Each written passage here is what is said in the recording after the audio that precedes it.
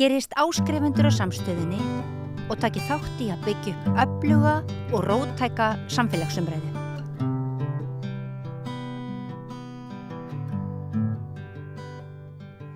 Já, við tölum stundum pólitíkarna verið á borðið, eins og þið kannski tekið eftir. Nú ætlum við að tala aðeins vinstrið, bæði vinstrið í Evrópu og kannski hefðbundnu vinstriflokka á Íslandi, VG og Samfylkinguna. Sjáum til hvert við förum með það. En hingað komin Rósa Björk Brynjólfsdóttir. Þetta velkomin. Takk. Þú býrð náttúrulega út í Evrópu núna. Já. Og þess vegna langaði mig að tala vinstri í Evrópu. En þú hefur bæði verið í VG og Samfylkingunni. Já. Og þess vegna vil ég tala við það. Þannig ef ekki að byrja... Á bara eftir sósíalistaflokkin.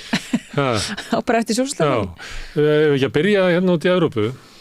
Svo ég er að reyna að fylgjast með. Já. Og svona eftir tímabil sem að var kannski þegar Corbyn var formaður í breska verkamannaflokknum. Það virtist vera eins og svona franska vinstrið gæti hugsanlega náð einhverju endurnýjun. Og vinstrið var svo sósíalistar voru með krötunum í ríkisstjórn í Portugal. Það var svona ýmislegt sem að benti til þess að vinstri gæti náð svona endurnýjun. Hvernig verður vinstrið eftir hrun? En veistu, síðan þessi saga eiginlega bara leyst upp og það varla að maður sjái kosningar eða einhver átök í pólitíkinni í Evrópu þar sem að vinstrið raunverulega afgerandi þáttakandi. Sko, ég myndi að segja spátnværi þannig einhver vonaglæta með Pedro Sánchez forsætisráðherra sem kemur úr spænska sósíaldemókrata flokknum en hefur verið náttúrulega í samsteypu stjórnum með vinstri flokkunum þar, þannig að það myndi vera... Og með svona endurnýjunar vinstri sem örugglega eftirhruns vinstri. Já, og náttúrulega með sínu bandalagi við vinstri flokkana á Spáni hefur náttúrulega verið að innleiða mjög svona prógressíva vinstri pólitík að mér finnst, eins og til dæmis í femínískum stjórnmálum og líka svona þessi klassísku vinstri gildi þar. Það er rétt, það voru mikil vonbrigði að sjá að... Það var hægt að telja upp. Og ég rifja upp eina sögu þegar Davíð Oddsson var að byrja að fara út og hitta kollega sinni í Evrópu. Þá sagði hann eins og að hann hitti bara sósíalista og asna. Og þá var asnar hægri maðurinn þá var Spánn eina undanþynningin. Annars var Evrópa meira og minna í höndunum á miðjumönnum og vinstrimönnum. Það er ekki svo lengur. Nei, en síðan má ekki gleyma samt að í síðustu forsetakosningum í Frakklandi að þá var mjög nálægt, var Jean-Luc Mélenchon, leiðtogi vinstrimanna, var mjög nálægt því að komast inn í aðra umferð, það munaði bara tæpum 2% af því hann næði því að komast inn í seinni umferðina og hann náttúrulega í forsvari fyrir flokkin La France Insoumise sem að gerði síðan mikið bandalag inn á þinginu, franska þinginu sem að kallar sig NUPES og þar undir því bandalagin á þinginu náttúrulega hans flokkur og sósíaldemókratar og græningjar að vísu og og kommunistaflokkurinn, þannig að hann var mjög klókur og hefur verið með mjög öfluga stjórnarandstöðu inn á þinginu en kannski hefur það kosningabandalag liðið svolítið fyrir það í raun og veru engin leiðtogi þess kosningabandalags. Það í raun og honum ekki að vera það. Já, því að hann náttúrulega situr ekki inn á þingi og hann í raun og veru eins og pólsku týpurarnir að hafa töglun og haldinnar í flokknum en ekki gegna neinu hlutverki inn í þinginu. En þetta fannst mér vera bæði síðustu kosningar til forsetaembættis 2021 2021 það fannst mér vera svona vinstri ganga í ákveðna svona endun í lífdaga allavega í Frakklandi síðan höfum við náttúrulega verið að sjá að breski verkamannaflokkurinn hefur verið að mælast mjög hátt og í raun og veru allir stjórnmálaskýrendur sem að spá því að íhaldsflokkurinn muni gelda algjört afhroð en leið þá hefur líka verkamannaflokkurinn verið svona að fara lengra til hægri. Bara bitið af sér alla róttækasósíalista. Já, og það er svolítið áhugavert að það hefur samt sem áður eins og í Bretlandi ekkert annars sprottið upp og það er kannski svona svipað eins og við erum að sjá hér á Íslandi. Erum við þar í Bretlandi vegna þessar einmenningskjördæmi? Já, það eru kjördæmaskiptan inn og hún er hamlandi fyrir aðra flokka að koma inn. En við sjáum það samt gerast að það koma einstaklingar sem að bjóða sig fram meðal annars með því að ræða Gaza og ná kjöri vegna óanægju svona kjósenda basa verkamannaflokksins með þessa hægri sinnuðu afstöðu forstunar. Einmitt og það bæði eru frambjóðendur að koma fram sem að vilja frekar vilja skrá sig í græningjaflokkin, breska, eða þá Lib Dem, svona viðreisnarflokkin í Bretlandi út af einmitt afstöðu verkamannaflokksins varandi Palestínu og Gaza. Og þar eru náttúrulega sveitarstjórnarkosningar núna og bæjarstjórnarkosningar í dag það ekki. Og það er náttúrulega verið að kjósa sorphyrðu og gatnakerfi og svo framvegis en leið þetta náttúrulega mikil barómeter á stöðu stórflokkana. Þannig að vinstrið, Þýskaland hefur átt líka í miklum erfiðleikum. Til Linke náttúrulega hefur eiginlega horfið sjónum. Sósíaldemókratar þar hafa líka átt í vandræðum, hafa verið að mælast lágir. Þannig að við erum að sjá ákveðna hluti sem eru ekki alveg að ganga upp en við erum líka að sjá eins og í Skotlandi þar er skotski þjóðarflokkurinn að tapa algjörlega fylgi og formaður hans að segja af sér embætti sem forsætisráðherra Skotlands. Eftir að setja þar inn í rúmt ár. Eftir að svo fyrri sagði þessir. Akkurat, þannig að þau eru búin að vera í miklu vandræðum og verkamannaflokkurinn bara býður og lúrar og ætlar að sér að ná fyrra fylgi í Skotlandi. Þannig að þetta er allt saman áhugaverið tímar en leið þá veldur maður fyrir sér líka þegar við erum að tala þetta stóra vinstri þarf vinstri að vera stórt til þess að vinstri sé stórt þarf vinstri þá alltaf að halla sér til hægri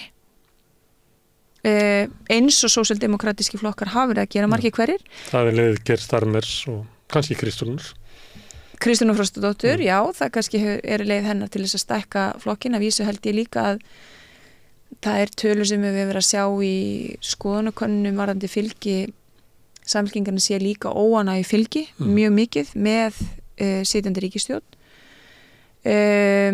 Það náttúrulega hefur hrunið fylgið af VG. Það líka eiginlega mesta fylgishrun frá kosningum hefur verið átt sér stað hjá Framsóknarflokknum. Og það lítið talað um það.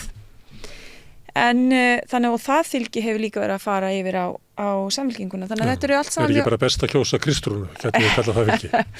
Já, þetta áhugaverið tímar í íslenskri pólitík, en svona ef maður aðeins að spekla þetta út í Evrópu, að þá sjáum við líka að þetta svona þessi hefðbundni vinstriflokkar hafa verið í svolítið vandræðum.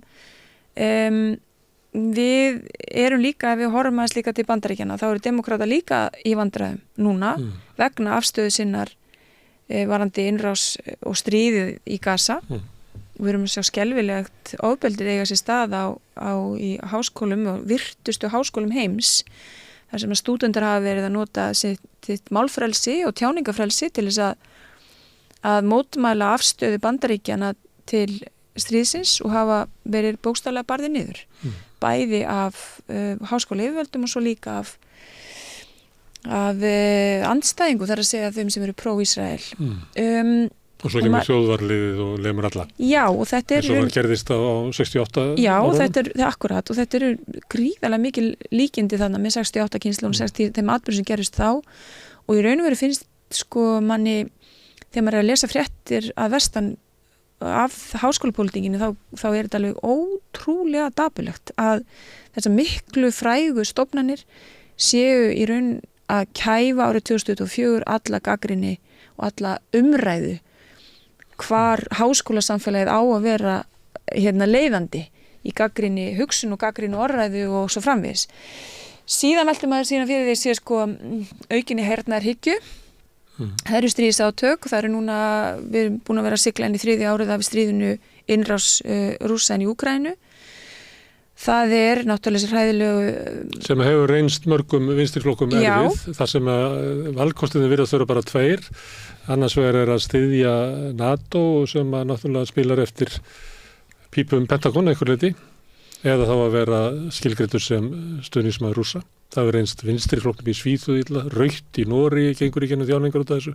Það sem að vinstri flokkar að samþykja það vopnaflutninga og eitthvað fleira. VG hefur samþykkt vopnakaup. Þetta er svona allt ákvarðanir sem eru ekki í arfleið þessara flokka. Ég sé líka sko, já, vissulega, og ég meina ég taldi upp Jean-Luc Mélenchon leiðtoga vinstri manna í Frakklandi, þetta hefur verið mikið, þetta dregur úr hans vinsældum. Það geta ekki tekið einarða afstöðu gegn einræðis herranum Pútín og ólöglegri innrás Rússa inn í Úkraínu. Síðan vil ég nú líka meina að ég saknaðist líka ótrúlega mikið að heyra ekki friðarhreyfinguna vera öflugri og stjórnmálafólk tala fyrir, og fleira stjórnmálafólk tala fyrir friði. Heldur þessi hernaðarhyggja, hún er svolítið alltumlykjandi og komin mjög svona skartinn í pólitíkina að mörgu leyti. Tala allir eins og hershöfðingjar, enginn eins og diplomat? Já, og svona ég allavega saknaði þess mjög að sjá ekki meira að tala um frið og friðarboðskapinn og svona hvað aðgerðir við getum notað til þess að koma á friði í tengslu við þessi átök, vegna þess að út af Úkraínu og út af innrás Rússa og nálaði Rússa náttúrulega við Evrópu, og þá er ekkert skrítið að Evrópa standi saman mjög einarðlega gegn hættunni sem að stafar af Rússum, og við erum með mörg Evrópuríki sem hafa landamæri sína Rússlandi, og við hefum séð hvernig Pútín hefur hagað sér gagnvart pólitískum andstæðingum og öllum þeim sem að dirfast að andmæla honum og öll mótmæli og allt andof hefur verið barið þarna niður síðustu árin, og það er í raun og verið algjörlega makalaust að sjá hvernig Rússland hefur verið á hvaða vegferð Rússland undir stjórn Pútins hefur verið á þetta mikla stóra ríki með sína menning og listir og alla sína arlið. En það er náttúrulega mjög hræðilegt, og svo ef að þessi, ég leyfi mig bara að segja, þessi trítilóði forsætisráðherra Ísrael fær að vaða svona áfram uppi, þá sem hann hefur gert með stuðningi stjórnvalda vestanafsvöstum. Já, og hefur líka með náttúrulega stuðningi öfga hægrimanna inn í sína ríkisstjórn. En það hefur ekki gengið kannski mjög vel að tjónka við hann að einhverju leiti af hans stuðningsmönnum heldur, það er að segja ríkjónu sem stiði hann. Ég held að svona allt þetta... Þau eru náttúrulega lítið að gera, sko. Þegar að segja, ég hef verið frekar óanað með hvað hann er að drepa mikið af börnum, getur ekki dreipið aðeins færri börn, svo heldur það bara áfram að drepa börn. Þetta er ekki aðgerðir, sko, til að stöðva. Nei, og þetta er náttúrulega, sko, stríðin og Gaza er náttúrulega ótrúlega, sko, ef við bara horfum til Þýskalands sem að á 5 árum eftir loka heimsstyrjaldarinnar, sko, er í stökustu vandræðum með orðræðuna, með tjáningafrelsið, með mótmæli og svo framvegis í Þýskalandi. Og það er eiginlega mjög dapurlegt að horfa upp á það. En leið þarf maður náttúrulega líka að skilja alla þessa byrði sem að Þýskaland hefur verið að bera öll þessi ár og mun bera áfram sem afleiðingar af þessu hryllingi sem átti sér stað í seinni heimsstyrjöldinni. En það er ágætt að skilja það, en til að skilja afstöðuna, en leið þá náttúrulega skilur maður ekki heldur afstöðuleysið og svona þessa yfirgengilegu hræðslu við að taka afstöðu.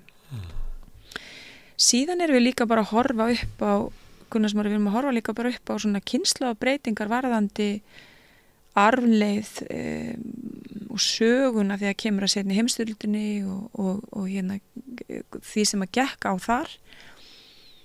Og í skjóli þeirra hörmunga þá hafa náttúrulega ríkisstjórnir Ísrael fengið svona lausari taumin heldur en þau hefðu átt að fá. En nú er náttúrulega að koma upp kynslóður sem að segja hingað ekki lengra að þetta er ekki hægt, og við erum að horfa líka á kannski fyrsta skipti eða annað skipti miskunnlegs dráp í beinni útsendingu, sko, og fólk er með þetta bara í símanum, og það er líka það sem að gerist líka varandi Úkraínu. En vinstrið, já, það eru svona nokkrir pollar, en heilt yfir þá hefur maður kannski áhyggjur af vinstrinu og stöðu þess. Ef maður að tala svona þetta klassíska vinstri. Sem sérstætt vegna þess að eitt af einkennum kannski eftir hrinsárárunum að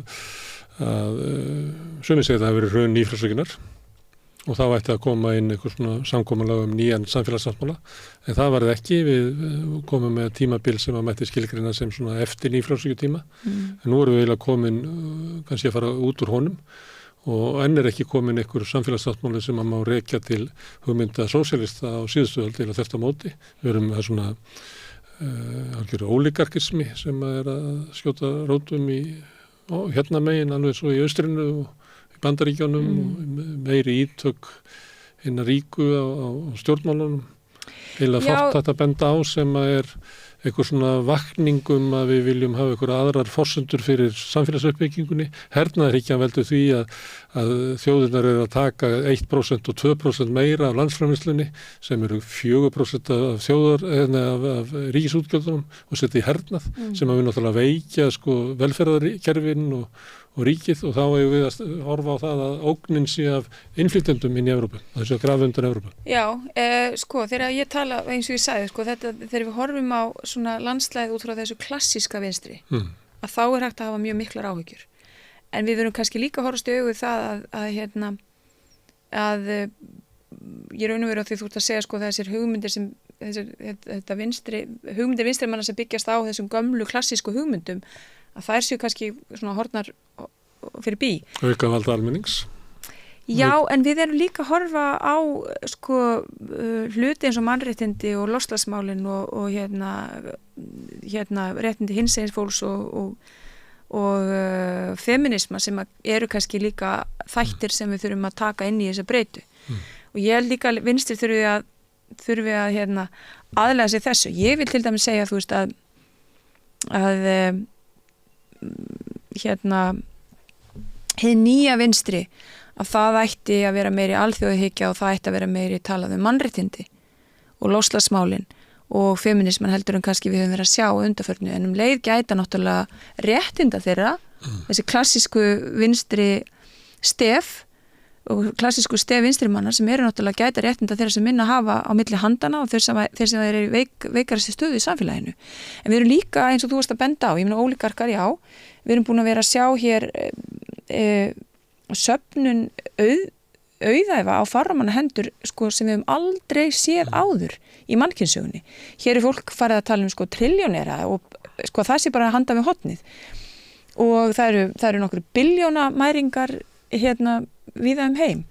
Og allt þetta fólk sem að aukast gríðarlega á eins og til dæmis forstjóri Amazon, þar sem að aukast á ódýru vinnuafli.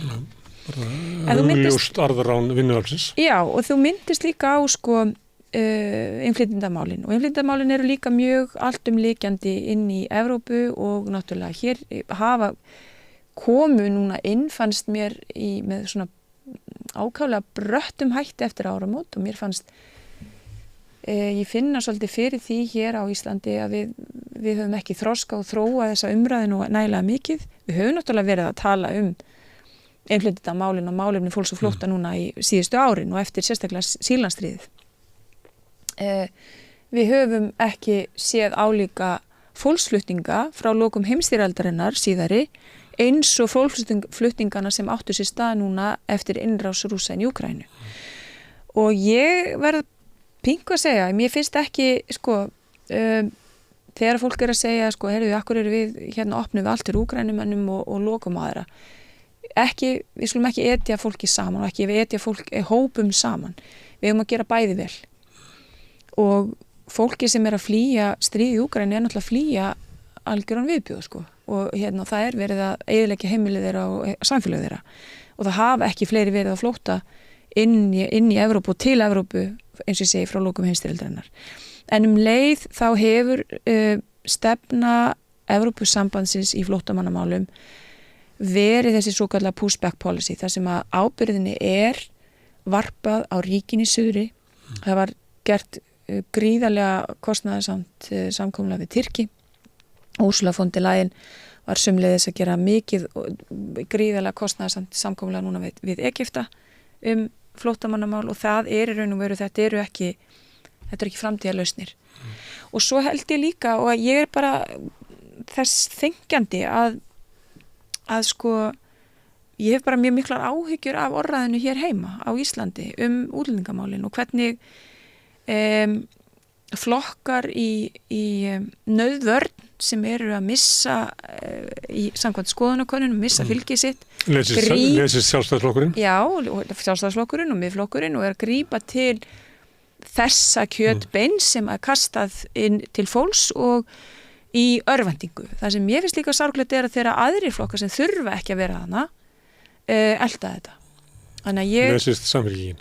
Já, mér finnst það sorglegt. Mér finnst sorglegt þegar fórusta Samfylkingarinnar fyrir að elda þetta og hef alveg látið það ljós innan þess flokks og með ákveðnum hætti. Að því að við, sko, einhver orðræða og einhverju frasar það að landamærin verða að loka, annars verði velferðarkerfinu ógnað og guðma við þetta hvað, við þurfum að hafa stjórn á landamærunum. Við erum í Schengen og við erum partur af opnum landamærum sem að virka sko í báðar áttir. Því það líka að við Íslendingar getum farið til Evrópu og unnið eins og okkur listir. Þannig að hvað er verið að segja? Ætlum við að loka og hafa stjórn á landamærunum? Höfum við ekki nóg að stjórn á landamærunum nú þegar? Jú, við höfum það. Við erum inn í Schengen. Við erum í alþjóðlegu samstarfi þegar kemur að alþjóðlegu glæpastarfsemi. Þannig að ég sé ekki alveg svona þetta sem einhverja lausn. Það vantar líka svolítið upplýsingar inn í umræðuna, til dæmis það að hælisleitendum hefur snarfækkað. Já, en ég meina hvaðan koma þessi 20 milljarðar sem tröllir yfir allir umræða hér fyrir nokkru vikum. Það er ómögulegt að fá að vita hvað það er. Það er ómögulegt að fá að vita hvað það er. Sú tala... Það var hækkað upp í 25, þannig Bjarni Benediktsson var síðast með 25 milljarðar. Já, ég meina hvað, og aldrei... Það jóks bara 5 milljarðar með 2 vikum. Aldrei eru bak við þessa tölu, aldrei er búið að koma fram neina tölulegar upplýsingar og greining, en það eru allir í íslenskri pólitík sem hafa gripið þessa tölu á lofti og kasta henni fram eins og ekkert sé, þó að viðkomandi hvort sem að fólk er í flokki fólksins eða samfylkingun eða sjálfstæðisflokknum eða hvað sem það er, að þá er í raun og veru það er ekkert búið að brjóta þessa tölu niður og við vitum ekkert hvað liggur á bak við þetta eru tölu sem komið úr dómsmálaráðuneytinu sem að Guðrún Hafsteinsdóttir kom fyrst fram með og þingmenn sjálfstæðisflokksins fóru að henda inn í umræðinu og svo tóku aðrir stjórnmálafólk þetta upp á þess að spyrja hvað er á bak við þessa tölur.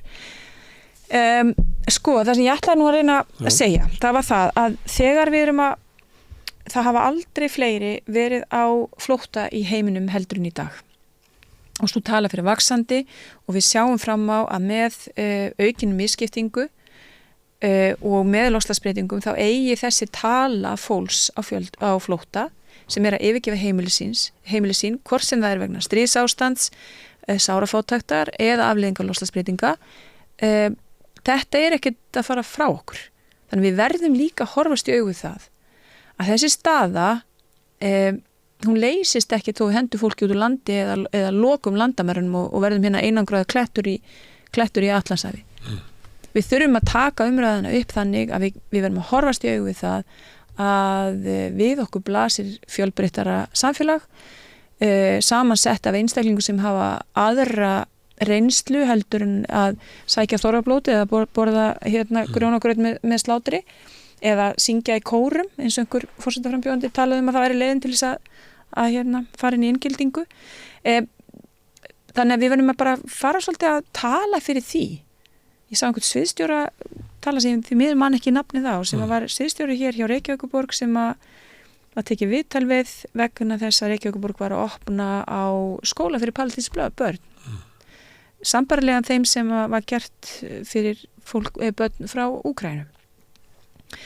Hún talaði að við værum að sigla inn í það að 20% af öllum bekkjum á Íslandi væri börn af erlendum uppruna. Og hvað? Þannig er veruleikinn, þannig mun að verða og við verðum líka bara að sætta okkur líka við það. Það er líka ólíkt, það held ég að sé 90% í fellaskóla en kannski bara 5% í flattaskóla ef hann heiti það í Garðabæ. Eða minna, já, það auðvitað er þetta ólíkt eftir hverfum og það er kannski eitthvað sem við þurfum að sporna við vegna þess að það er okkar saga að hún okkar samfélag sögulega séð hefur verið minna stéttskipting, það hefur alltaf verið stéttskipting á Íslandi, en kannski minna stéttskipting heldur en í öðrum samfélagum. Þannig mér langar að snúa við þessari orðræðu og þessari samfélagslegu umræðu. Við þurfum líka bara að horfast í augu við það. Svona okkar samfélag að fara að breytast. Breytingar eru hérna fyrir... Annars munum það líklega kafna vegna þess að vantar einfallega fólk. Já, fyrir utan þú veist, og ég meina öll þessu umræði náttúrulega mjög rugglingsleg og það verður að ruggla saman mjög mikið hugtökum. Hér fólk sem að kemur til þess að vinna og halda uppi heilu atvinnugreinunum eins og ferðaþjónustu og umönnunarstörfum og svo framvegis og við ekki getum verið án þessa fólks. Við erum líka með fólk í öðrum störfum sem hefur við líka verið með mikilvægt framlag inn í okkar samfélag. Já. En í Evrópu, erum að tala um vinstrið, að eftir hrun nýfrjálshyggju 2008, að þá niðurstaðan eiginlega sú að stjórnmálumræða í Evrópu kvarnast mál hægrisins sem eru öryggismál, innflytjendur. Það varla hægt að finna að hefðbundin baráttumál sósíalista séu ráðandi í pólitískum umræðu og enn síður að þau ráði úrslitum kosninga. Þetta... Já, það náttúrulega að verða 15 ár frá hruninu og við sáum miklar jarðhræringar verða í evrópsku stjórnmálalandslagi eftir hrunið. Bæði vinstri og hægri, þessi klassísku vinstri og hægri flokkar í Fraklandi til dæmis hurfu á sjónarsviðinu í kjölfarið og uppreis frjálslyndu miðjumaður Emmanuel Macron og safnaði kringum sig og náði að hrífa með sér mjög mikið af fólki með svona bara þokkalega gamaldags aðferðum, bara taka upp aftur að labba í hús og banka og spjalla við fólk en ekkert vera að reyða svo samfélagsmiðla og svo framvegis. Macron náttúrulega, hann staldra stutt við í franska sósíaldemókrata flokknum, en hann í allavega fyrra kjörtímabili sínu var hann með margar af þeim áherslum sem að sósíaldemókratar hefur verið með og tók þar í raun og veru upp á sína arma. Það má líka segja að Angela Merkel sem var náttúrulega mjög eitt farsalisti leiðtogi í Evrópu, hún var sérfræðingur í því að vera hægri kona en vera alltaf að taka málefni annara flokkar, svona sósíalískur hægri stjórnmálamaður. Það er svona línu sem að eldri sjálfstæðsmenn kalla góði gamli sjálfstæðsflokkurinn sem að gæti verið svona sósíaldemókratískur flokkur, taka upp kröfur almennings til þess að fá að halda völdum. Já, og hún var líka til dæmis í innflytjendamálum var með mjög einarða aðstöðu þar og tók mikið á móti og fekk alveg á sig. Og las það bara þannig að Þýskaland þyrfti á þessu fólki að halda. Þyrfti bara fólki að halda. Þetta var ekki greiðasemi. En hún var líka bara eftirstríðs árana. Þannig að hún þurfti náttúrulega þannig að við sáum náttúrulega mjög miklar pólitískar jarðhræringar, hvort sem var í Evrópu og allt sem gerist í Evrópu það líka smitar hinga til Íslands og við sáum þetta líka gerast hér eiginlega allt til ársins 2017 í raun og veru og miklar hræringar í íslenskri pólitík og nýjir flokkar sem kominu fram á sjónarsviðið og alls konar sem að gerðist í pólitíkinni sem að við getum nú farið yfir einhver tíman í góðu tómi. En ég ekki á því kannski endilega að það hafi svona núna 15 ári síðan þá sé eingöngu verið að tala málefni hægrimanna sem eru þessi öryggis- og varnarmál. Jú, vissulega eftir innrás Rússa inn í Úkraínu þá hafa þau mál verið miklu fyrirferðarmeiri og meiri svona hernaðarhyggja í allri stjórnmálumræði. Ég heyrði Katrínu Jakobsdóttur tala svona áhersluna sem að hún myndi vilja verja og þá var það svona samfélag sem að við eigum og það var öryggismálin, það var niðurbrot lýðræðis, ekki hjá okkur, heldur hjá hinum. Mér fannst hún bara að tala eins og bara ágætis hægri maður. Já, en við erum líka bara að sjá popúlisman hafa vaxið upp líka í sem eina afleiðingum eftir hruns árana. Hún var ekki að tala jöfnuð í samfélaginu, að þyrfti að vera pláss fyrir alla í íslensku samfélagi, við þurfum að lyfta upp hinum veiku og rjáðu. Þetta var allt saman svona tónninum að við ætlum að verja við það sem við höfum, réttaríkið, svona mersa. Sem mjög, hún sagði réttaríkið, sem er mjög hægri hugtök. Já, ég veit ekki alveg hvað viðtal úr að vísa í sko þarna en ég segi sko, mér langar líka eins að því þú varst að spyrja mig sko þessar afleiðingar hrunsárana, það hafi eiginlega orðið það að séð pólitík sem sett fram eingöngu á forsendum hægrimanna.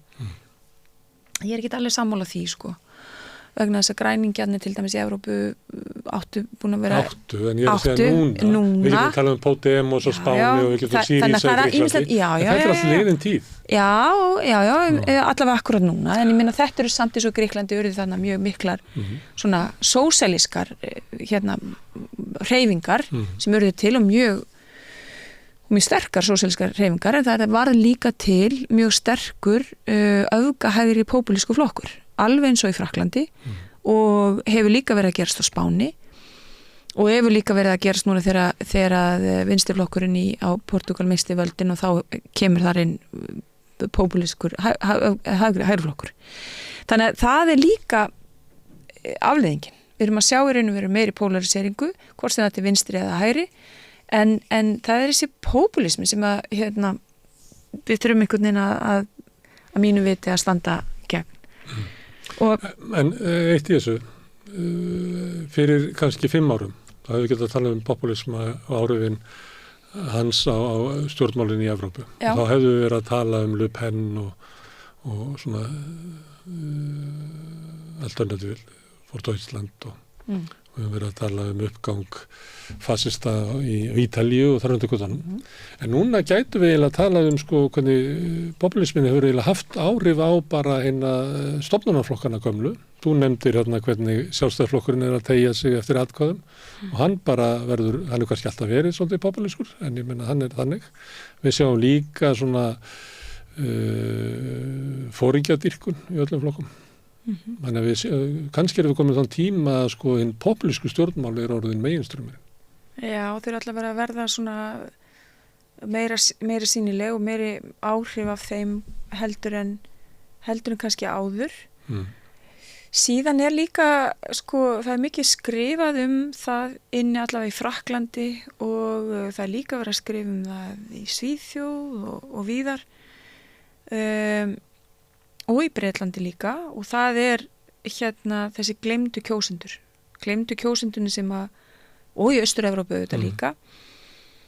Það eru gleymdu kjósendunni sem búa í minni bæjunum á landsbyggðinni sem að tengja sér raun og veru ekki við pólitísku elitina í höfuðborginni og segja, heyrðu, ég og mitt fólk við erum afskipt og mín kjör, það er enginn að tala fyrir mínum kjörum. Ég tengi ekkert við elitísku flokkana sem eru í París eða eru í London eða hvar þeir eru. Þannig að það er líka jarðvegur sem hefur verið að grassera núna undanfarin ár sem afleiðingar af efnahagshruninu. Það er líka þetta á fólk sem að misti húsin sín eða lánin hækkuðu og hafa minna milli handana þó að á móti komið það er ódýrara húsnæði og minni kannski námstækifæri fyrir ungt fólk og svo framvegis. Það er að sjá unga fólki hverfa úr sveitum þannig að það er ákveðin líka samfélagsleg breyting sem hefur átt sér stað sem að ýkir og ýtir undir þetta. Mér finnst þetta ótrúlega áhugavert allt saman að hvernig í raun og veru hvernig sko Front National í Frakklandi hefur verið að reyna að ná í bændur, hefur verið að ná í þessi afskiptu atkvæði og afskiptu kjósendur. Og riðbeltunum í Frakklandi sem er nóg af.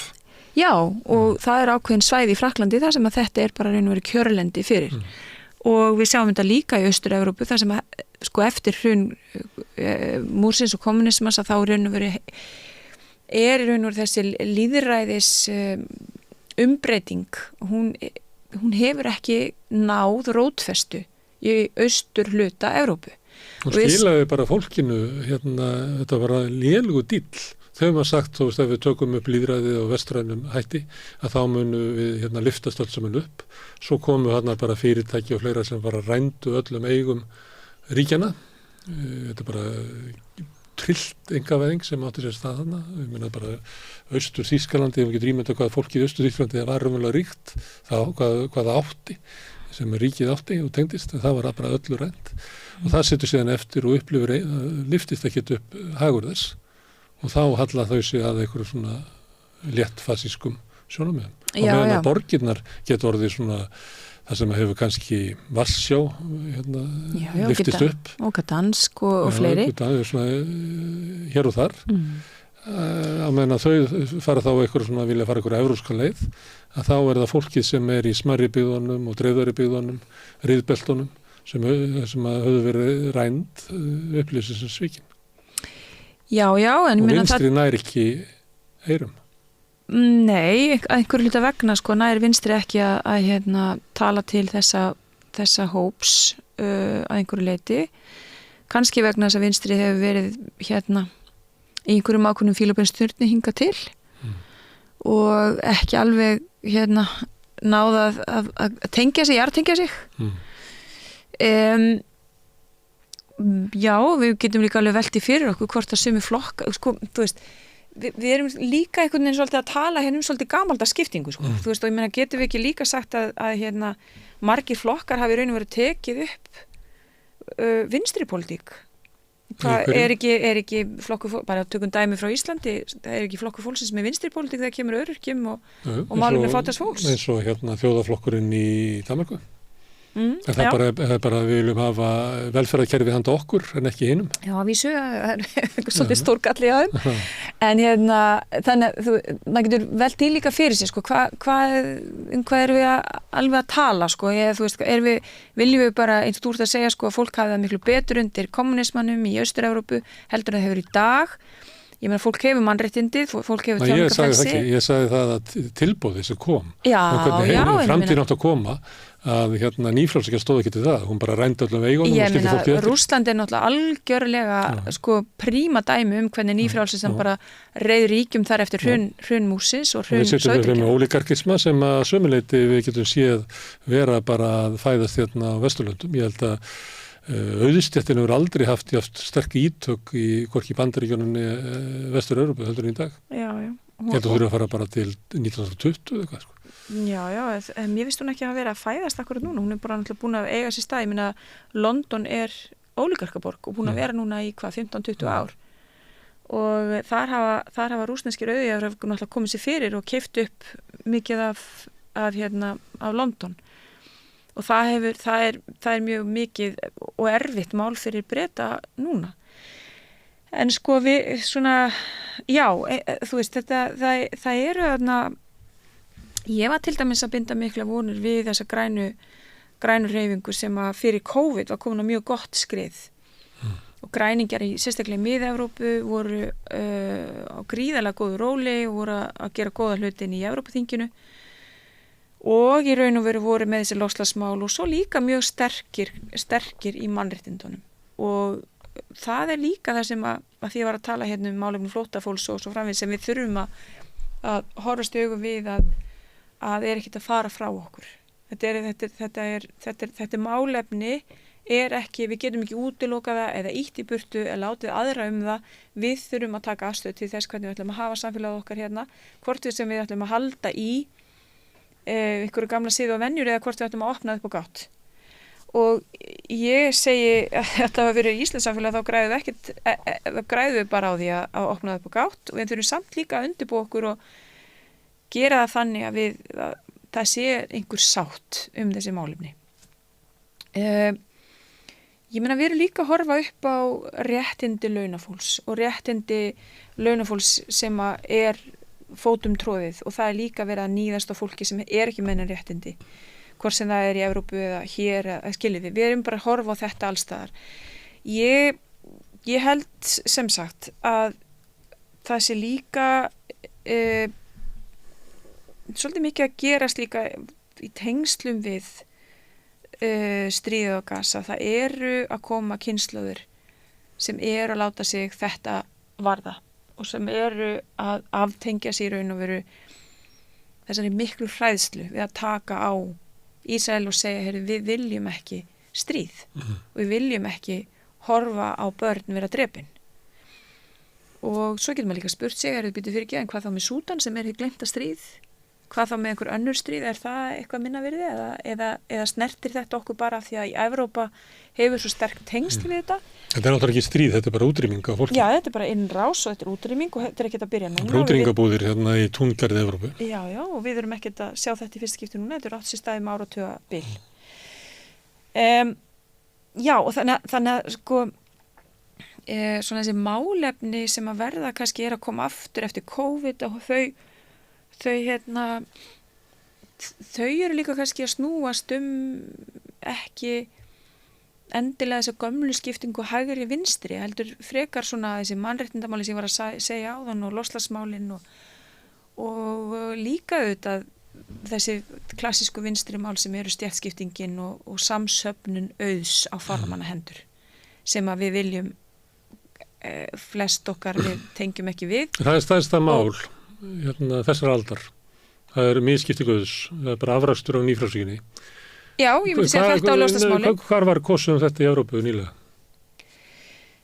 Bara því miður, hægrinu hefur tekist að ýta þessu máli frá, þannig að þetta er ekki kosningamál. Nei, en við, eins og ég sagði, við erum samt að sjá þetta, sko, franskis vinstri flokkurinn, hann var gríðilega sterkur og hann hafði þennan kandidat sem var næstu komin inn í aðra umferð og það er mikil vinstri bylgja samt í og sveifla og hefur verið í Frakklandi. Og það virðist líka vera, sko, við erum líka alltaf að sjá andof við populisman sem betur fer, þá erum við að sjá það. Við erum að sjá og andof við populisman. Svona andmannúðarstefnu. Já, nákvæmlega, hún kemur frá vinstri. Hún kemur frá þessum klassísku vinstri flokkum og þaðan er andofið að koma. Og það er líka það sem hefur verið að gerast á Spáni. Það sem að fólk hefur verið að flikja sér bak við vinstri flokkana til þess að Vox ná ekki uppgöngu. Þannig að, þú veist, þetta er líka sambland af því líka að vera í andofið þar sem að við höfum mjög slæma reynslu af og viljum ekki sjá. Nú þegar ég segi við, þá erum við sem eru vinstra með við miðju. En já, svo sjáum við líka bara hvort að þetta er mikið kosninga ári í heiminum. Við erum að sjá kosningar í Indlandi, við erum að sjá kosningar til Evrópuþingsins. Þar er populismin að vinna. Í Indlandi, já, ég heldur betur. Evrópuþingið í sumar. Evrópuþingið í sumar og þar er líka nýbúið að eftir 8 ára ströggl að koma á nýri löggjöf þegar kemur að innflytjendamálunum. Þar náðist samkomulag sem að mannréttindasamtök hafa verið að gera athugasemdir við og segja að þessi verið að þrengja og loka en vörnin hjá þeim sem að hafa svona samþyktu þetta allt saman benda á að þessi hægri flokkarnir og populísku flokkarnir eru frekar súrar og sárar og svektu með þetta og það hafi raun og verið þurft að leiða einhverja niðurstöðu fram til þess að sko mynda einhverja stefnu og loka málinu. Þannig að það sé ekki alltaf hangandi yfir og það sé alltaf einhverju svona hálfgerð gríla hangandi yfir Evrópuþinginu og það mun ekki þetta sko. Nei, nákvæmlega, þetta er ekki að fara neitt eins og já. Þannig það er alveg saman hvað það gerir að það verður alltaf krafan að sko fækka innflytjendum. Já, svo erum við líka að sjá sko, ég meina hvort þú talar hvort það sé vinstri stjórn í Noregi. Þar er sósíaldemókratar við völd og hafa verið til dæmis að standa á pliktina þegar kemur að stríðinu á Gaza og stríðinu á Gaza er náttúrulega svona klassíst vinstri mannamál hafa lagt á auðlindagjald sem að Íslendingur hafa dreymt hafa lagt á auðlindagjald já, en er á sama skapi að vandræðast með sko oljuna og það allt saman að leyfa vinnslu olju. Þannig að það er margt í gangi en við erum líka að fara að sjá þessi áhrif sko hvað mun gerast í Bandaríkjunum. Allt sem að gerist, það sem mun gerast í nóvember, það mun alltaf koma til okkar. Og ég verða að játa bara að ég er bara logandi hrædd við það sem mun gerast í Bandaríkjunum. Það er líklegt að Donald Trump muni vinna, verða forseti. Já, akkurat núna þá er Biden búin að vera að tapa fylgi hjá ungu fólki og svo líka fólki af arabískum uppruna sem hefur mikla sympatíu með málstað palestínmanna. Þannig að við hvatinn til þess að fara á kjörstað og kjósa Biden er minni heldur en hvati stuðningsmanna Trump til þess að mæta. Já, ég ég bjó í 2014 og 15 í New York og New York náttúrulega bara allt öðruvísi heldur en restina af Bandaríkjunum. En vinir okkur kunningjar frá New York eru bara traumatíseraðir þegar Trump var kosinn og það náttúrulega með ólíkindum að bandarískt samfélag sé orðið svo heil sjúkt að það kjósi mann sem að orkesteraði árás á þinghúsið sko og með alla sína slóð. En þar byrja líka... En við erum þar sko. Við erum þar, þannig að þú veist, lýðræðið í okkar heimsluta ekki sterkara en þetta sko. Og virðing fólks fyrir lýðræðinu eða upplifun fólks á því að lýðræðið eða kerfi sem að var hafi verið einhver brimvörn í þeirra lífi bara svo veik að fólk bara til í að kveiki í þessu sko. Já, ég held... Það ekki bara því að Trump kemur og þetta hafi verið einhver glæst höll sem hann var ráðast á. Hún var orðin svo feiskin að fólk lítur ekki á það sem eitt sérlega alvarlegt mál. Bandarískt samfélag bara búið að vera heil sjúkt í mjög langan tíma. En ég hef nú meiri trú á kjósendunum með það, Gunnar Smári, að ég held nú að fólki sé mjög andum lýðræðið og mjög andum sín réttindi og vilji í raun og veru stuðla að betra samfélagi heldur en við þú veist, vilji alltaf bæta samfélagið sitt. Ég hef nú trú á því og ég fann það nú bara í gegnum mín störf sem þingmaður og það mikið af fólki sem vil láta gott að sér leiða og vil gera ýmislegt og leggja ýmislegt á sig til þess að bæta samfélagið. Og bæta stöðu fólks almennt, ekki bara sína eigin, heldur líka stöðu fólks í kringu sig.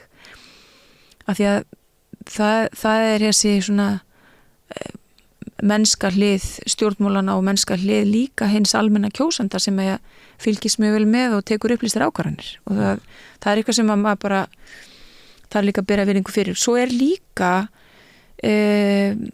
svona þessi lýðræðislega hefð náttúrulega mjög sterk í Evrópu og þó svo að þú varst að benda á þessi svona sterkuleit og tími sterkuleit og hann komin og populismas og svo framvegis og já, það mörg hættumerki í sjóndeildarhringnum en við höfum líka alls konar tæki og tól og við þurfum líka að passa upp á að þau séu sterk, við þurfum að passa upp á að dómskerfið okkar sé sterkt að þingræðið og lýðræðið og allt þetta sé sterkt og við þurfum líka að passa upp á að fjölmiðlarnir okkar séu sterkir. Og verkalýðshreyfingin, nákvæmlega og réttindi vinnandi fólks séu höfð í hávegum og séu virt. Herðu, ég ætla að fara bökkum við aðeins aftur. Bökkum. Af því að nú, ef að kenningin svo að nýfrjálshyggjan hafi hrunið 2008 og síðan hefur við verið að lifa svona post nýfrjálshyggjutíma, þar sem að reisi ekki upp valkostur frá vinstri. Þá liggur náttúrulega ástæðan að sömuleyti því að vinstrið hafði áratugina undan eiginlega einhvern veginn mist aftur á tímum nýfrjálshyggjunar. Og þar svona tvær megin línur, þar sem að var svona sósíalismin hann ekki alveg að virka, en við verum að gera eitthvað annað.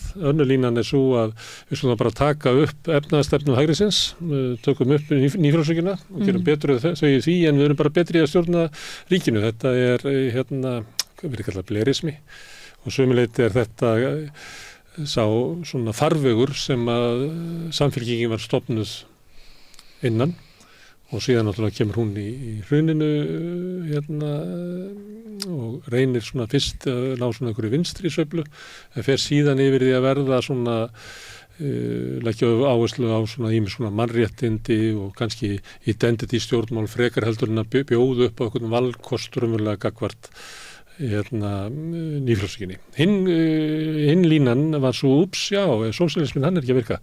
En sósíalismin hefur hins vegar alltaf verið farvegur mannréttindabaráttu á 20. öld. Farvegur kvennabaráttunnar og baráttu svartra í Bandaríkjunum, samkynhneigðra og fatlaðra og umhverfismála og við ætlum að vera flokkur sem þetta allt saman, arfur sósíalísku hreyfinga, en bara án sósíalismin sem þetta VG sem að reyndar heitir vinstri flokkur, en sem stofnaður, en kannski eðli slíkra flokka að vera svona gagnrýnisflokkar, eins og Enhedslisten í Danmörku, að standa utan að halda sig utan við völdin, og það var vilji inn af VG að sömuleyti að fara þá leiðina, að hafa áhrif á umræðuna og samfélagið án þess að verða valdaflokkur, en það var hins vegar sterkari armur VG sem vildi vera valdaflokkur.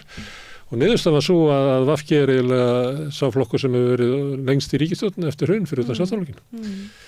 Sem mjög áhugavert. Já, en þessi tveir flokkar eru á mjög svona ólíkum stað í dag.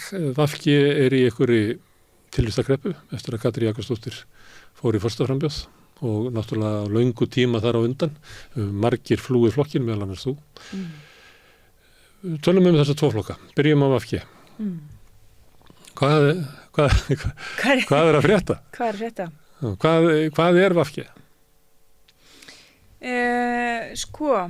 Ekki hvað hann gæti verið, sko. Nei, hvað er VG akkurat núna, minnum við? Hvað er það? Mér, sko, til að svara þessu, þá finnst mér alveg, já, bara þannig að það sé hérna, ég satt náttúrulega þingi fyrir Vinstri-hreyfingar og grænt framboð frá 2016 til 2020, fór síðan og satt á þingi 1 ár fyrir Samfylkinguna. Þar á undan hefði gengt náttúrulega ýmsum trúnaðarstörfum fyrir VG, var varaþingmaður Ögmundur Jónassonar í 3 ár og kom oft inn fyrir hann. Og framkvæmdastjórið ekki? Framkvæmdastjórið þingflokks og já, og hafði náttúrulega líka verið að vinna með Steingríði í fjármálaráðuneytinu. VG núna, mér finnst þetta bara mjög spennandi að sjá hvað verður VG núna. Mér finnst það mjög áhugavert að sjá hvort Þetta á þetta svara eiginlega, VG getur ekki verið það sem það er í dag. Nei, og verður að vera eitthvað annað og það sé spennandi. Já. En ég er að spyrja, hvað er VG í dag? Í fyrsta ætla ég að segja hvað getur, það er spennandi. Ákvörðun Katrínar sem forsætisráðherra í 6 ár að taka ákvörðun það að, ég meina búin að vera í pólitík í 20 ár og ráðherra, menntamála og forsætisráðherra og formaður VG. Mér finnst þetta er það stór ákvörðun inn í íslenska pólitík að hún getur ekki annað en haft alls konar verkanir. Hún hefur áhrif á VG og ég er á þeirri skoðun að við erum ekkert alveg farin að sjá strax áhrifin af brotthvarfi Katrínar sem sterk leiðtoga VG og formanns. Við erum ekki farin að sjá það strax. Það er að seitla inn. Já, eiginlega held ég að við sjáum það ekki fyrir eftir forsetakosningar í júní. Að þá getur VG raun og veru farið að velta fyrir sig, hvað ætlum við að gera? Græningaflokkur Austurríkis lenti í mikilli krísu fyrir 2018-19. Þau fóru bara niður öllu valdi, mældist með 2,5% og bara lenti í mikilli krísu. Ég fór og var beðin að tala hjá þeim þegar þau voru í mikilli innri vinnu, mikilli naflaskoðun og voru raun og veru að finna fjöluna sína aftur hvað þau voru stofnuð, hvað lá á baki við það að stofna hennar flokk. Þau gerðu þá mjög, að mér finnst mjög eftirtektarverðan hátt. Héldu fullt af fundum og töluðu sig í gegnum allt saman og náðu sér svo að sigla inn í ríkisstjórn stutt síðar. Að vísunni ríkisstjórn sem var nú frekar að skaða þau heldur en hitt en allavega, það var þessi vinna, þessi innri vinna sem að ég held að VG þurfi nauðsynlega að fara í. Vegna þess að ég held að þessi rödd í íslenskum pólitík og íslenskum stjórnmálum hún þurfi að vera til staðar. Hvaða rödd er það? Græningarnir eða? Já, það er rödd umhverfisverndar, feminisma og svo þessi rödd svona velferðarkerfisins og verndandi, vinnandi fólks, þar að segja réttinda þeirra. Og líka rödd mannréttinda. Sko, síðan getum við velt fyrir okkur, er VG þess tilbúið akkurat núna að vera þessi rödd? Getur ég komið til kjósenda og sagt að við erum búin að vera í ríkisstjórn núna í 7 ár og vorum í ríkisstjórn líka fyrir skömmu áður en það. Núna ætlum við að vera flokkurinn sem að mun breyta stefnu stjórnvalda. Þá hlýtur fólk að segja, byrju, hvaðan eru það að koma? Voruð ekki allt sem þú ert að segja að þú ætlar að gera? Af hverju gerður það ekki aðan? Já, ég skilur, ég segi, mér finnst persónlega að þessi rödd verði að vera til staðar. Getur það ekki að vera? Já, ég held það. Já, ég trúa því, ef þau gera það vel og ef þau gera það rétt og ef þau hafa kjörk og þor til þess að fara í, inn á við og gera það almennilega og finna, þú veist, þetta þor í raun og veru, pólitíska þor og hugrekki til þess að segja, heyrðu, við erum hér, við þurftum að gera málamiðlanir sem voru okkur mjög sársökufullar og áttakalegar og í raun og veru mistum fótana, en við hérna erum Flottu marga út úr flokknum. Já, og ég meina þar meðal ég og heilan flokk, já. Þú getur byggt heilan flokk af flóttafólk út úr flokkinu. Svo hérna, að því að þegar við höfum verið að horfa núna í heilt ár á skoðanakannanir, það sem að Samfylkingin hefur verið að mælast í og í kringu 30%, að þá raun og veru þannig að það líka því að sko Samfylkingin bæði eru nokkra ástæður fyrir því að mínu viti, bæði þetta ónægi fylgi með ríkisstjórnina sem hefur verið að fara yfir á Samfylkinguna. Það kemur nýtt andlit, nýr formaður, en áherslunar samt hérna að mínu viti frekar gamaldags. Og breytta frá því sem Samfylkingin hafði áður haft. Já. Nýr formaður beygir flokknum. Þú varst að rekja hér hvernig Samfylkingina, hvernig þú sér Samfylkinguna fyrir hafa farið svolítið upp og niður og svona verið að prófa sig áfram svona hversu mikið til hægri og vinstri eða miðju eða hvað og svona hvað hefur hendað. Og hefur líka verið í ríkisstjórn þar sem að hérna gekk illa en síðan í svona réttu við í raun og veru svitt orðspor í seinni ríkisstjórninni. Ég held með því að færa Samfylkinguna lengar til hægri og meira í svona stóriðju pólitík og tala ekki alþjóðahyggju og ekki mannréttindi svona aukaatriði og svona vera sterk kannski þegar kemur að ríkisfjármálum og hérna það allt saman. Kristrún náttúrulega mjög sterk í þeirri orðræðu og þeirri mála tilbúnaði hvað var það ríkisfjármálin en öðru leyti þetta að mínu viti frekar gamaldags pólitík sko, svona stóriðjukrata pólitík að mörgu leyti. Þar með hefur svona safnast mikið fylgi en það er hann eitthvað pláss. Þegar þetta tala gamaldags, þegar Corbyn var formaður í verkamannaflokknum, þá var hann eiginlega með sambærilega hugmyndir að þeir að fara aftur og sækja eitthvað upp af og meðal annars það að áherslur á kröfur venjulegs fólks. Taka upp gamla kröfur sem að við höfum ekki þórað að... Hvað er venjulegt fólk? Ég skal hafa gæsalapur á því. Já, en ég bara segja, það er ekki þú sem ert bara að nota þetta. Heldur það er líka samfylkingafólk sem er að nota þetta. Já, ég veit það. Og aðrir vinstri menn sem er að segja venjulegt fólk. Vilji Corbyn var að sameina undir einni baráttu. Við getum kallað það unga menntaða fólkið í borgunum. Og þá sem að voru sko sannarlega fórnarlömb nýfrjálsvíkinnar sem að voru kannski bara í Norður Englandi eða í riðbeltunum. Að fólki sem að verið skilja eftir, fólki sem þú veist að tala áðan og út alla Evrópu. Já, glemdu kjósendunir. Hann hafði löngu til þess að þetta myndi eitthvað leyti saminast í baráttu. En þetta mistókst hjá honum. Sömuleyti getur að segja seinni kosningarna voru þannig að áherslunar komu úr borginni og fólkið í yfirgefnu svæðunum, yfirgefnu kjósendurnir, kusu Boris Johnson. Ert þú að segja að það sem að Kristrún er að gera, hún er að fara og ætlar að ná í svona með stóriðju kratatali að ná í gleymdu hópana sem að upplifa sig einhvern veginn svikna af alþjóðavæðingu eða guðmændakurju.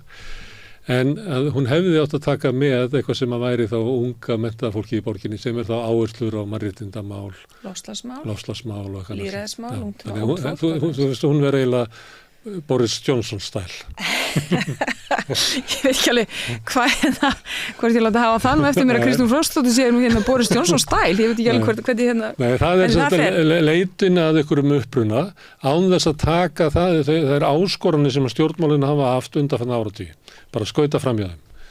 Feminismánum, umhverfismálunum. Já, algjörlega. Ég meina það er Þú til að það vera eiginlega óboðleg leið inn í stjórnmálum. Já, ég meina það er verið að taka þá skilu, nú er ég bara að segja hér í trúnaði á borðinu. Ég vil sjá framsæknari pólitík. Ég vil sjá alþjóðlegri pólitík þegar þið verum að tala vinstri og hægri og alltaf í svona gamaldags skiptingum á því en ég meina vinstrið er ekki bara bundið að klafa gamaldags hugsana og skoðana sem átti sér stað fyrir 50 árum síðan sko. Og eftirstríðsárunum. Já, eftirstríðsárunum sem bara algjörlega bundinu það. Alls ekki. Við þurfum líka að horfa á þær risastóru áskorun sem blasa við okkur. Og hver eru þær? Ég er búin að vera að telja hérna upp, það eru loftslagsmálin sem eru gríðarlega, sko þetta eru stærsta verkefni mannkyns. Og það eru mannréttindin. Við erum að sjá bakslagi mannréttindum út allt. Hvort sem það er sko, afturför þegar kemur að því að láta konur ráða yfir eigin líkama í Evrópu. Það sem er verið að sko, koma í var réttindum kvenna til þess að fara í fóstureyðingu og hafa bara nákvæmlega það að segja sjálfar. Það er verið að koma þegar réttindum í varin í stjórnarskránni í Frakklandi eða það er verið að banna fóstureyðingu, hefur verið að banna fóstureyðingar í Pólvaldi og það er verið að sem betur fer þá nær Donald Tusk kjöri þar til þess að vinda ofan að því. Þannig við erum að sjá svo mikla aftur fyrir það kemur að mannréttindum og uppgangi populismans og með náttúrulega sterkum leiðtogum eins og bara Le Pen eða Meloni eða hvert sem við getum fundið. En sko, minna af hverju er ekki að sjá sko þessa framsæknu sósíalísku pólitík hér á landi?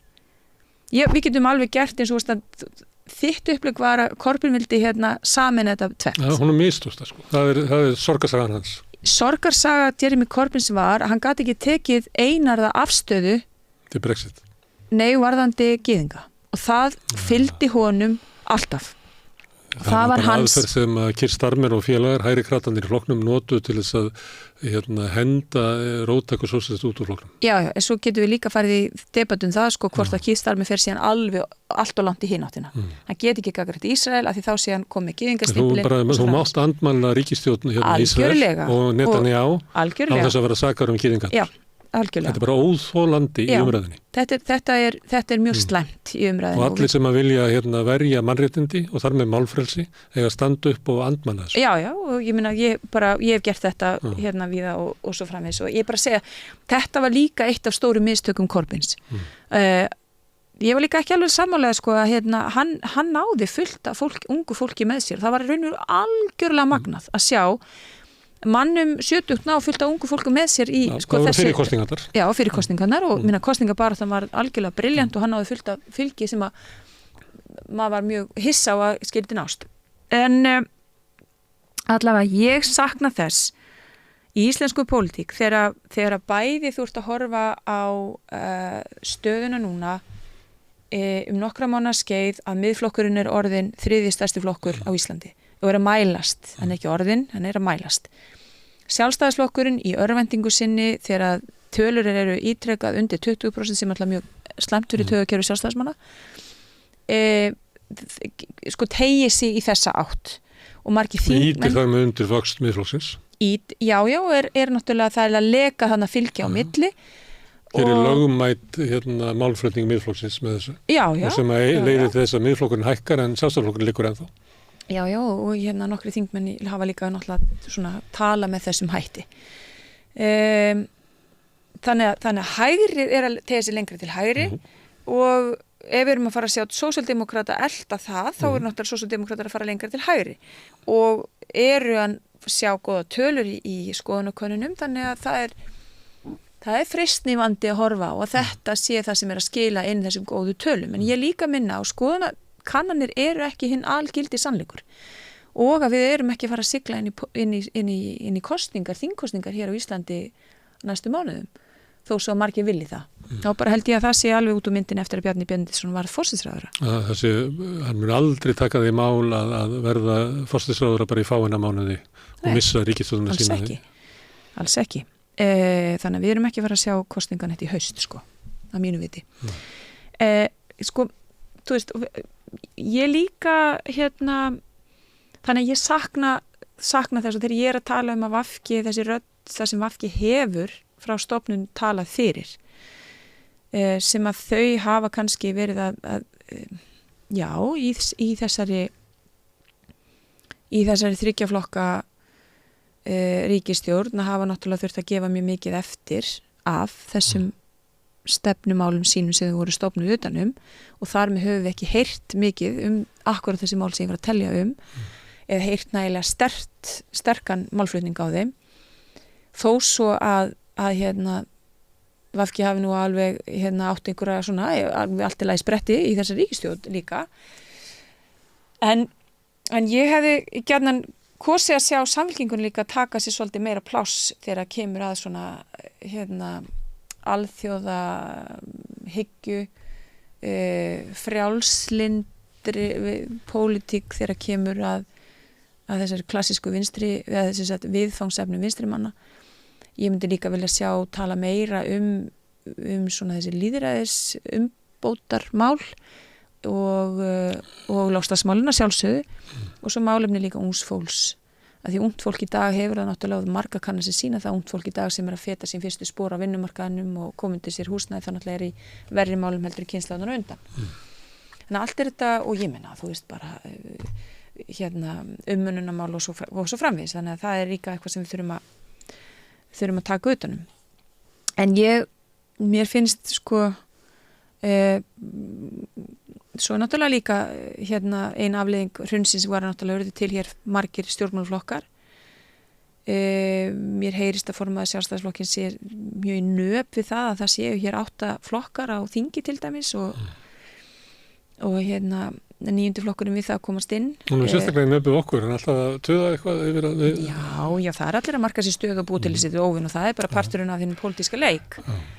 En ég segi að þú veist, það er líka fegurinn í lýðræðinu, ef við ætlum að, og þannig er bara staðan, ég meina Sjálfstæðisflokkurinn er ekki lengur 40-50% af flokkur og þannig er bara landslægi orðið. En svo er þetta ekki endilega afleiðing af hruninu, þetta er líka afleiðing af kosningakerfinu, að þegar það fjölga þingmönnum í kjördæmum að þá skapast rými fyrir fleiri. Ég er ekki viss að segja að stofnun Viðreisnar sé eftirhrunsmál, ég er ekki viss það. Ég veit ekki sem með flokk fólksins, er það eitthvað eftirhrunsmál? Þetta geti verið bara borgaraflokkurinn eða frjálslyndiflokkurinn sem er að kvarnast út úr hægrinu. Þannig ég er ekki svo vissum að þetta séu endilega, þótt að kannski borgarhreyfingin og Píratar hafi verið slíkt afl. En hvað eru Píratar? Hvað snúast þeirra pólitík? Það er annar þáttur sem verður það.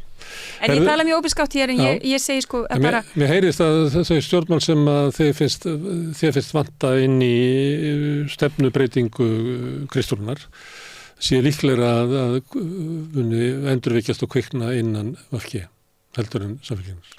Ég myndi allavega segja að það er allavega tækifæri fyrir VG ef forystu fólk þess heldur vel á spilunum að svona ná í þennan kjarna aftur og ef þau gera það skýrt og vel en að samanskapi þá velti líka fyrir mig hvort að þessi svona nýju áherslumál forystu Samfylkingarinnar hvort að það muni duga síðan fram að næstu kosningum.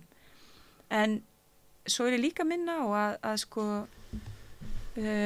stjórnmálaflokkar eru fegurðin í stjórnmálaflokkum sem að mörgum finnst alveg afskaplega leiðilegt fyrirbæri stjórnmálaflokkar en fegurðin í þeim er þetta lýðræðislega samtal og það að fólk inn í sama stjórnmálaflokki sé ekki algjörlega 100% sammála það er bara kostur. Það er kostur að setjast í borð og skiptast á skoðunum og hlusta á aðalega, hlusta og taka til sín og eiga lýðræðislegt samtal og það öðruvísi geta stjórnmálaflokkar ekki orðið sterkir. Og gera samkomulag að við ætlum í sameiningu að berjast að þessum atriðum, það sem við erum kannski sem er 80% af þeir sem að þú vilt og 80% af því sem ég vil.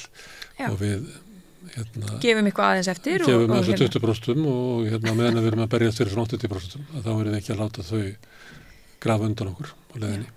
Ég bara segja mín reynsla á pólitík það er líka þetta, þú veist að við höfum leyfi inni í stjórnmálaflokkum að skiptast á skoðunum og taka tillit til annara og hlusta og þetta er ekki kvöld sem að massar er eitt í. En kannski var VG mjög nálægt því að vera kvöld vegna þess að ég man var ógleymanleg þetta verið seinni í fréttum RÚV þá voru með eitthvað flokkstjórnarfund eitthvað staðar í Húnavatnssýslu minni mig og þá var verið að ræða hvað var á dagskrá og hvað fleira svo spyr fréttamaðurinn en má ekki búast við mikill gagnrýni á forystuna og stefnuna ríkisstjórnarinnar og þá svaraði einhverju VG nei, ég held að það fólk sé allt farið.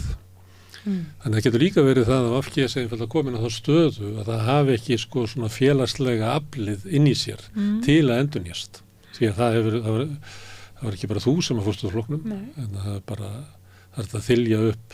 Ég held að það hafi verið 26,5% af þeim sem hafa setið á þingi fyrir VG, það hefur ekki flokkin. En Já. Frá upphafi sem að, þú veist, gerir það hérna því að sko fyrstu 10 árin þá var enginn að fara úr flokknum sko. Af þingmannum sko. Þannig að, en ég tók alla með, ég hefði getað tekið það sem hafa sittið á þingi fyrir flokkin eftir hrun og þá hlutfallið hærra sko. Já, og það líka kannski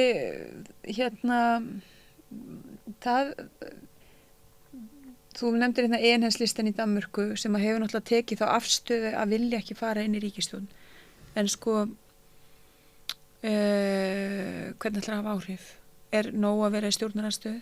Er nóg að vera með það aðhald? Já, það er stundum náðu samkomulagi.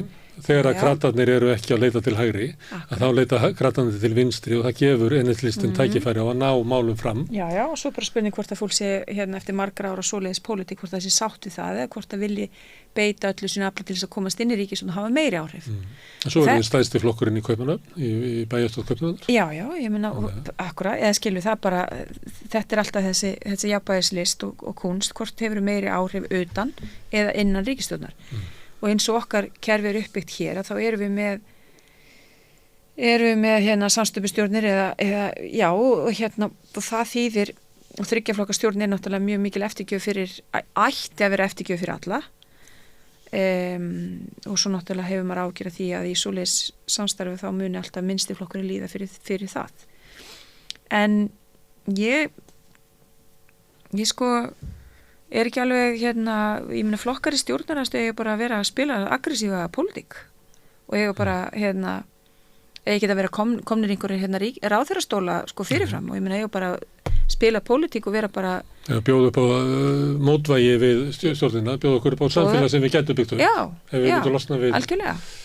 En svo líka spurningin, minna, ef við erum að velta fyrir okkur vinstrinu og stöðu þess á Íslandi, við erum búin að tala um Evrópu og það er alls konar hreyfingar í Evrópu og bæði upp og niður og alls konar, en þegar við komum hingað til Íslands þá erum við líka með sósíalistaflokkin sem að er ekki að mælast, sko, hærri og maður myndi halda kannski að þarna væri pláss þegar að VFG er búin að vera að pompa svona mikið niður, að sósíalistaflokkurinn ætti þá að reyna að ná því fylgi og maður velti því fyrir sér, af hverju gerist það ekki? Ég held að ástæðan sé svo að sósíalistaflokkurinn hefur ekki stillt upp valkosti.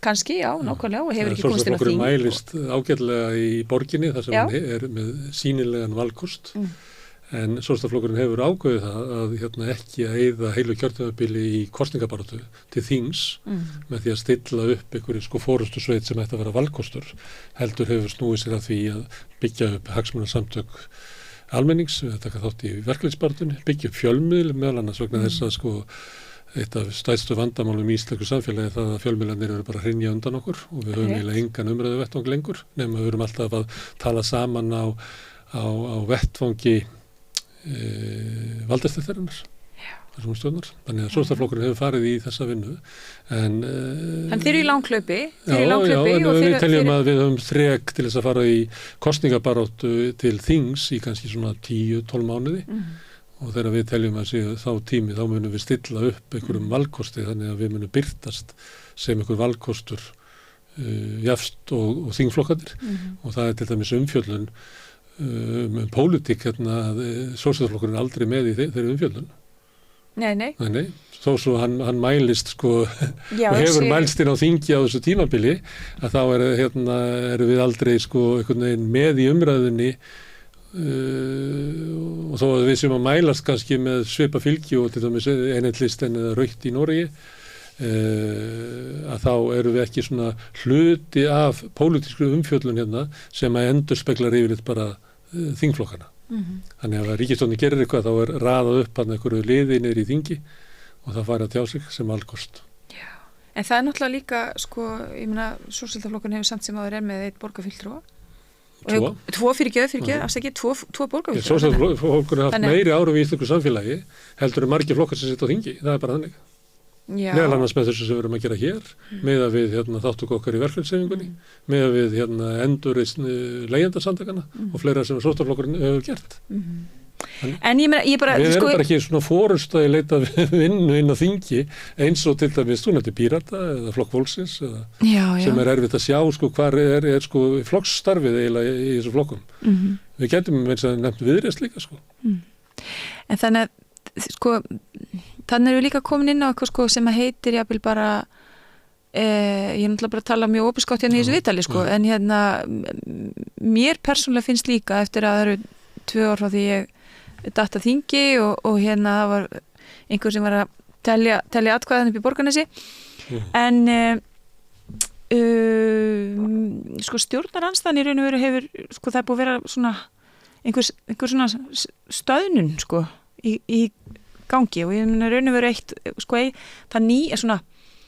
það sem að er mesta hreyfingin eða svona þetta nýja í íslensku pólitík núna síðustu árin hefur náttúrulega verið ný forysta í Samfylkingunni þar sem að ung kona kemur fram á sjónarsviðið og hérna þekkir og kann efnahagsmáli mjög vel og kann að tala mjög hérna vel og skýrt og miklu sjálfströst þau en annur pólitík finnst mér vera mjög stöðnuð þar að segja bæði í stjórnarandstöðu og svo líka í ríkisstjórn, þannig ég veit ekki alveg við þurfum að fá eitthvað hérna Nei, það er lítið pólitík í þessu Næsta orkan er í það að gagnrýna sko stjórnarathafnir að það hefur ekki verið staðið nógu vel að því gagnrýna svona stjórnvöld út frá hvað er ekki líka við að segja svona faglegu svona miðum að þau hafi ekki að þessi ákvörðun hafi verið rámt uppbyggt og eitthvað slíku það er ekki, ég myndi ekki segja að verið öflug umræða pólitík, það sem að hægri býður upp á er einhver innflytjenda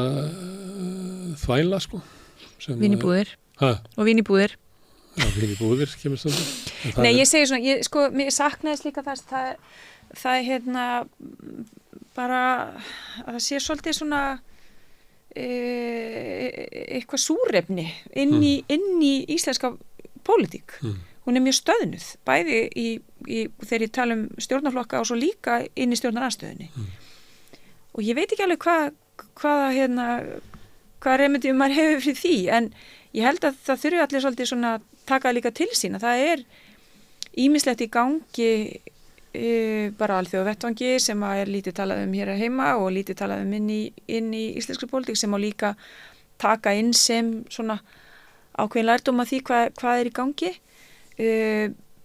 þessi svona sósíalísku mál þau fá hérna lítið vægi eða þá dreifast á einhverja flokka þannig að það er eins og þú varst að nefna ég meina það er flokkur fólksins er að taka upp málefni öryrkja og sárafátæka. En sósíalísku málin eru líka það að við verðum að taka völd af auðvaldinu. Við verðum að taka peninga af þeim, við verðum að skattleggja þeim, við verðum að sækja aftur peningana sem að þeim voru gefnir, við verðum að taka fleiri ákvarðinir á lýðræðislegum vettvangi samfélagsins en ekki kasta þeim út á hinn svokallaða marka þar sem hinn ríku bara ákveða það hvernig eigi að byggja upp fiskeldi hérna, þar sem hinn ríku fá bara að veiga fiskimiðin, þar sem að sko peningdreifingarkerfi samfélagsins, bankakerfið mergsígur sko fjölskyldu og fyrirtæki. Við getum ekki búið í samfélagi þar sem að allar ákvarðanir eru teknar út frá hagsmunum sko braskaranna og okrarana. Við verðum að ná einhverjum völdum til almennings, þannig húsnæðiskerfi sé byggt upp með við sko okkar þarfir, en ekki þarfir þeirra sem ætla að blóðmjólka okkur. Það er þetta sem að átökin í samfélaginu alltaf snúast allavega þegar maður horfir á það út frá sko sósíalisma. Já. Þegar mann er bara búið upp á alls konar vitleysa önnur. Já, nákvæmlega. Eins og þetta skiptir ekki máli. En þetta er það sem ég upplifi að fólk er að tala um. Já, ég meina þetta skiptir þetta máli, ég meina það er líka verðlag hér á vörum og það eru hérna barátta fyrir bættum kjörum og svo framvegis sem að bara þarf líka að vera hérna fyrirferðarmikil og líka bara réttindi, alveg réttindi fólks á vinnumarkaði. En hérna, en akkur er þetta ekki eyrum fólks? Ef að þetta er það sem fólk er alltaf að tala um, akkur er það ekki fleiri að gefa sig upp á, ef að fylgi sem að Samfylkingin hefur verið ef þú rýnir í kannanir og ég meina hafandi verið í pólitík í nokkuð mörg ár og viðlóðandi pólitík þá náttúrulega horfi maður mjög mikið og reynir að lesa og rýna í skoðanakannanir þó að ég minni á að það er lengri en og kannski okkur langar í kosningar og okkur grunar og það getur ýmislegt breyst mjög margt og þú ert að tala um langhlaupið hjá Sósíalistaflokknum og það eru aðrir sem eru líka bara að undirbúa, það getur ýmislegt gerst en það er líka ég meina stór hluti að fylgi samfylkingarinnar sem hefur verið að mælast í skoðanakönnum er að koma frá Framsóknarflokknum og hvað er Framsóknarflokkurinn? Hvernig, skilur það? Þannig telur að Samfylkingin sé að stela sínu stefnumálum. Já, einhverju leiti, en minna stela og ekki stela, skilur það, það er líka rosalega leiðileg pólitík verið eitthvað sem tala alltaf hérna þegar þú ert að stela stefnumálinu mínu. Eða skilur, þú ert að tala hérna þetta og við erum búin að tala þetta rosalega lengi og ég meina, hvað þú að, ég meina, er það ekki bara freka fagnaðarefni ef að fleiri stjórnmálaflokkur farin að tala þetta, en ég meina, það til dæmis að réttindi, öryrkja eða sárafátæka sé kannski fara að dreifast of á minni flokka sem að ná síðan ekki vægi, myndi ég segja að væri betur komnir inn í stærra afli sem getur haft meiri áhrif. Þetta er líka kannski bara það sem mér finnst, í staði fyrir að það séu sósíaldaflokkurinn, flokkur fólksins, VG, Samfylkingin að tala réttindi öryrkja. Akkur væri það, en skilur, ætti maður þá ekki frekar að sjá þetta einhverju saminast í einhverju starra og öflur afli, ég veldi í fyrir mig líka, það er bara hugt þetta Það er það er þannig að í einminniskjördæmi þá er samkomulagi gert fyrir kosningar, það sem að verða svona fylkingar stundum hægra og vinstra megin, erfitt að segja það í Bandaríkjunum að því að það er svo skrítið land, en við búum við annars svona system, það sem að kompromíð eða samkomulagi gert eftir kosningar. Þannig að þetta truflar mig ekki, þetta eru Hollendingar lifa við þetta, allar skandinavísku þjóðirnar. Já, en í Skandinavíu veistu, þú ert að vera að kjósa einhvern sem ætlar að vinna með. Þeir eru búin að svíkja það í sósíaldemókratar í Danmörku sem höfðu getað myndað rauðu ríkisstjórnina, en hvers að gera það ekki. Hvers að mynda svona eins konar ríkisstjórn Katrínar Jakobsdóttur og eru líka uppskjörað mikið hrun í fylki. Já, akkurat, og hefur hrynjað núna niður, en það var líka mjög áhuga. Það eru lengi dæmi að kratar fitni á því að fara til hægri. Já, ekki til lengri tíma, Ekki kannski til lengri tíma, en ég menna það er tvær kosningar hjá Blair. Já, og Keith Starmer er náttúrulega líka að halla sér til hægri líka. Það vegna þess að hann er að fá til sín óánægju fylgi íhaldsins og hann ætlar að halda því. Og kannski er það taktík Samfylkingarinnar að fylgi sem er að koma er óánægju fylgi með ríkisstjórnarflokkana, þannig að við skulum ekki styggja kjósendur Framsóknar og Sjálfstæðisflokks og VG með því að vera með einhverja sér áherslur. Þetta skulum við reyna að halda þessu inni. En þá ertu ekki flokkur breytinga, þá ertu bara flokkur óbreyttar stefnu nema hvað verður annað fólk í brunni. Já, en ég meina þá líka þá erum við þá nú svona svolítið lokmótla eða móðvolk stjórnmál sem við erum að bjóða upp á en Ilham Davies sem er skuggaráðherra utanríkismála hjá verkefnaflokknum, ég var að hlusta á viðtal við hann núna bara fyrir viku síðan og hún var svo umhugað að maður stikki ekki neitt að hann tók þetta var eins og annar maður sem maður var að hlusta á. Þannig að það var ekki verið að taka neina svona harða afstöðu í neinu máli, heldur bara verið að segja að margt í mörgu og ýmislegt getur gerst og svona. Það er aldrei gott til langtíma. Að þú viljir ekki taka afstöðu í málum að þú svo hrættur við það að fæla frá þér kjósendur. Ég orðaði það við Samfylkingarfólk að það ætla að reyna að halda niður í sér andanum fram á kosningum. Og það er svona erfitt að sjá hvernig það á að geta gengið upp. Ég held að sé bara margt eigi eftir að gerast í íslensku pólitík fram að kosningum. Það er margt eftir að gerast fljótlega eftir forsetakosningar. Ég man ekki eftir að stjórnmálin hafa blandast eins mikið inn í forsetakosningar. Nei, og það kannski ekki teldu skrítið þegar forsetisráður stígur úr stóli forsetisráður og fer beint. Það verður meira heldur þegar það auðbjössurum.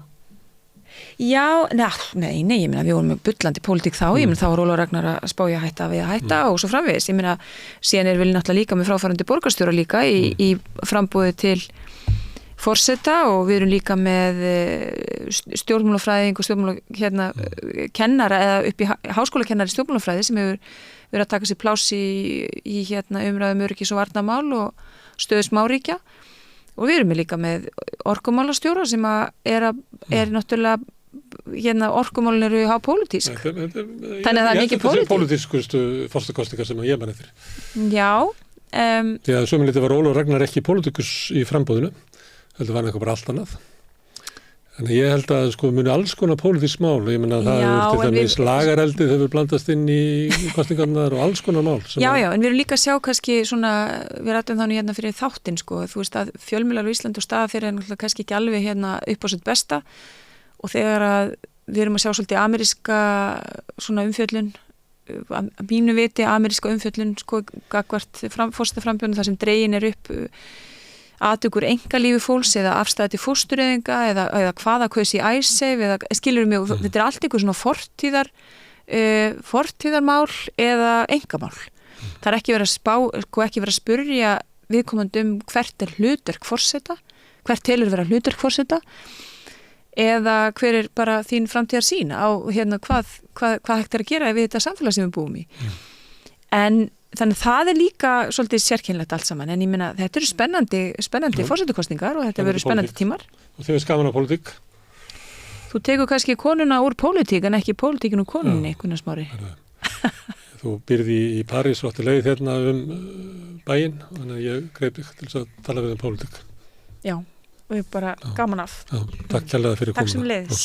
Já, þetta eru lokin á Rauðaborðinu í kvöld. Ég þakka Rósu Björk kærlega fyrir komuna og öllum gestunum sem hafa komið hingað við, bæði hérna við borðið og í gegnum Zoom.